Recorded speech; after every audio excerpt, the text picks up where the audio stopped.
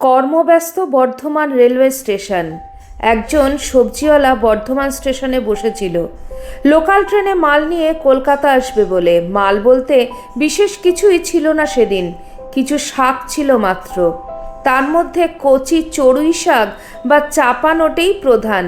পাশে বসেছিলেন একজন বৃদ্ধা মতন মহিলা, পাড়া গেয়ে সদা কুণ্ঠিত জড়সড় গোছের বয়স্কা একটি মহিলা।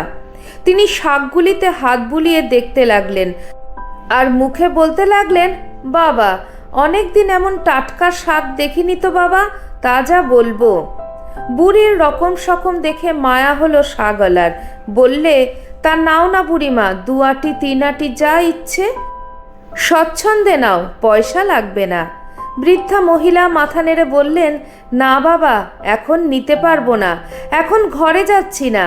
তারপর একটু থেমে বললেন, তুমি কোথায় যাবে বললে? শ্যামবাজারে যাও শাক বেচতে?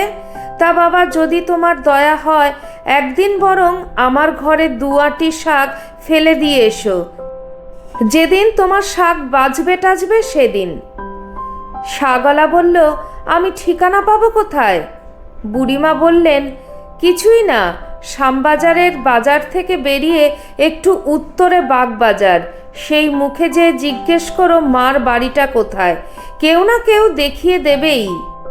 তা গেছিল সেই লোকটি একদিন, বাজারে যাওয়ার আগেই গেছিল, আলাদা করে চাপা নোটে একটা ছেঁড়া কাপড়ে বেঁধে নিয়ে। বাড়ি খুঁজে বের করতেও কোনো অসুবিধা হয়নি, কিন্তু মুশকিল হলো লোকটি যখন বলল এই ঠিকানায় একটি বুড়ি মতন মহিলা থাকে, আমাকে বলেছেন একটু লোটে শাক নিয়ে যেতে, তাই আমি এনেছি। সেটা আসলে মঠ, শ্রী শ্রী মায়ের বাড়ি, সাধুরা থাকেন। তারা তো অবাক।